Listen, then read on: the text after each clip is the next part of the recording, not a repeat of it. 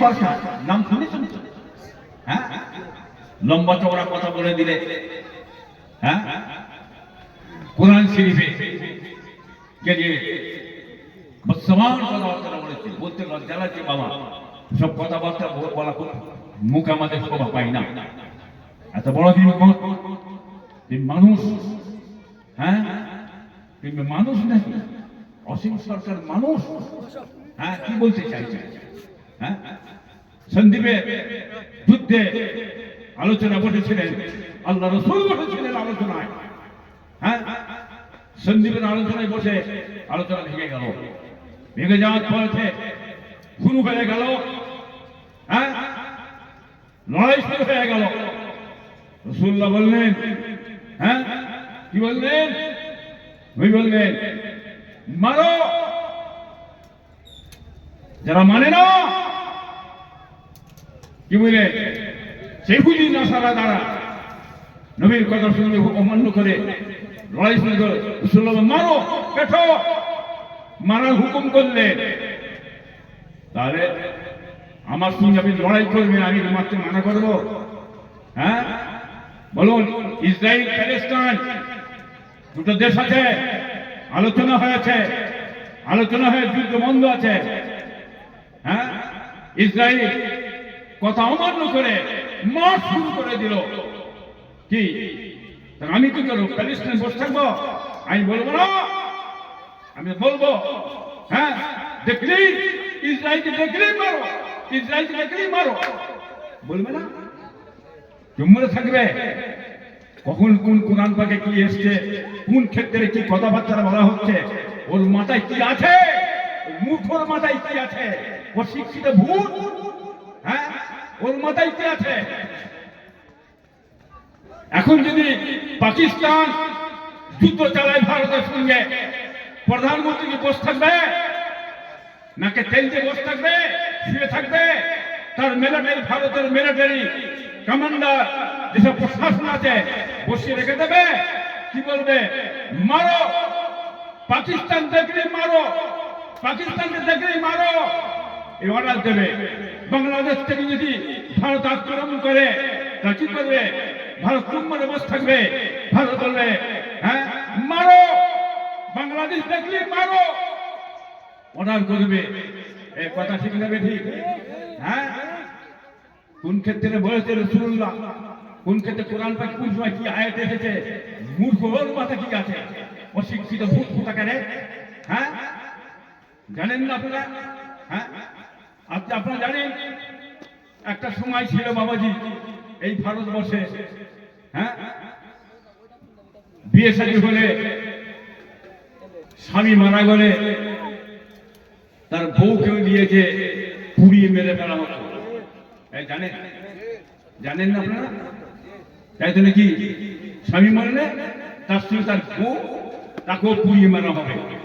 কি গো সতীদাহ, ঠিক তো নাকি? হ্যাঁ, কে বুঝতে পারছেন না? এখন আর হয় নাকি? এখন আর হয়? এখন আর হয় হচ্ছে না, মানা হয়ে গেছে তো। ওটাও তো আমার হিন্দু ভাইদের বইয়ে লেখা আছে না নেই? আছে তো নাকি? তাহলে বাইবেল, বাইবেলের থেকে থাক কি কোরআন, বাইবেল, গীতা, এটা ওনাদের জন্য পবিত্র, ওনাদের জায়গা থাক। কোরআন শরীফ আমাদের পবিত্র, আমাদের গায়ে থাক। কোরআন শরীফে যে আপনি কথা বলবেন এটা তো উচিত নয়। কি আমরা অনেক কথা বলতে পারি না? ভারতবর্ষ জাতি, ধর্ম, বর্ণ নির্বিশেষে আমরা মিলে মিলে বাস করি। কি বাবা, তাই কি কারো ধর্মকে খারাপ বলা যাবে না। যে যা ধর্ম যে যা করবে, কোরআন পাকে আছে লাকুম দীনুকুম ওয়ালিয়া দীন, তোমার দিন তোমার কাছে, আমার দিন আমার কাছে, তোমার ধর্ম তোমার কাছে, আমার ধর্ম আমার কাছে, কেউ কারো ধর্মকে খারাপ বলো না। আল্লাহ রাসূল বলেছেন ধর্মকে নিয়ে তোমরা খবরদার নিজেদের মধ্যে বাড়াবাড়ি করো না, নিষেধ করে গেছে। অর্থাৎ ধর্মকে নিয়ে বাড়াবাড়ি করা ঠিক নেই। আপনি আপনার ধর্ম নিয়ে থাকেন, আমি আমার ধর্ম নিয়ে থাকবো। আমার ধর্ম গ্রন্থে কি লেখা আছে না আছে, কোন সময় কি মানে আল্লাহর আইন বিধান এসেছে ও জ্ঞান আপনার কোথায়? হ্যাঁ, আপনি বলে দিলে পিছনের আয়াতগুলো পড়ে দেখেছিলেন, এটা পড়ে দেখো তবে তো বুঝতে পারবে। তোমার ঘুম ছিনিয়ে নেবে, বুঝতে পারছেন এখন অবধি, দুদিন পরে বুঝবে। হ্যাঁ, বাংলাদেশে মারা গেছে কে? পুড়িয়ে মেরে ফেলেছে, বাংলাদেশে পুড়িয়ে মেরে ফেলেছে, পুড়িয়ে মেরে ফেলেছে। খুব চাচাচ্ছ, খুব চাচাচ্ছ। ওটা গরিব আমরা জানি, ওটা ইসলাম গরিব কাজ, ইসলাম বিরোধী কাজ, ওটা আমরা জানি। ভারতবর্ষে, ভারতে এটা কেন বলবেন? এটা বলো। হ্যাঁ, কি এটা বলছেন কি জয় শ্রীরাম বলো, জয় শ্রীরাম বলো। জয় শ্রীরাম না বলার জন্য পিটিয়ে পিটিয়ে মেরে ফেললেন কত গরুকে। গরু খাওয়া যাবে না, গরু খেয়েছে, গরু নিয়ে যাচ্ছে ধরে পিটিয়ে পিটিয়ে মেরে ফেললেন। হ্যাঁ, আগুন দেখিয়ে পুড়িয়ে মেরে দিলেন, সেটার কথা কিছু বললেন না তো।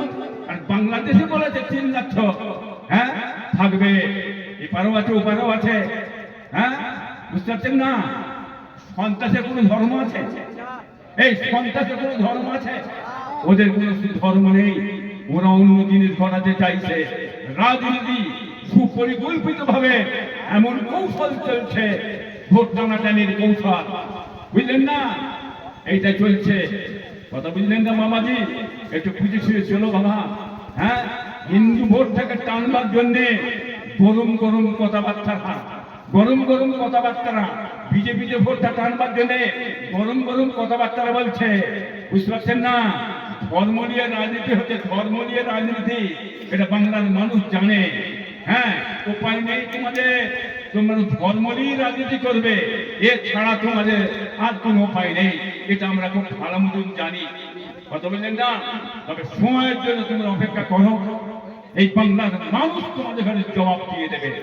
কর্ম দেখা না, কর্ম কোথায়? কর্ম কোথা গেল? হ্যাঁ, কর্ম নেই কেন? শিল্প, চাকরি, কৃষি কি এসব গেল কোথায়? হ্যাঁ, মানুষ খাবে কি, বিধবে কি, চলবে কি করে? 100 দিনের কাজ, একটা মানুষ কাজ করে 300 টাকা রোজ, মাসে 9,000 টাকা ইনকাম বন্ধ হয়ে গেছে। আর আপনি লক্ষ্মী ভান্ডার দিয়ে 1,000 দিয়ে ছেড়ে দিলে কি হলো? কি যাবে কোথায়? এটা বাংলার মানুষ বুঝতে পারছে না কি সর্বনাশ ঘটিয়েছ। অতএব তুমি আর পাচ্ছ না, খালি ধর্ম ধর্ম ধর্ম ধর্ম, মসজিদ আর মন্দির, মসজিদ আর মন্দির, এর ছাড়া তোমার আর কোন রাস্তা নেই। হ্যাঁ, দুজনে মিলে এই করে বেড়াচ্ছ, তোমরা দুজনে মিলে এই করে বেড়াচ্ছ। কি বাংলার মানুষ মিলে মিডিয়ায় যাবে? মিডিয়া কি আর কত মিডিয়ায় যাবে? হ্যাঁ, শুভেন্দ্র বড় বড় কথাবার্তা বলে, বড় বড় কথাবার্তা বলে মিডিয়া করে করে হেঁপিয়ে পড়েছে, হাঁপিয়ে গেছে।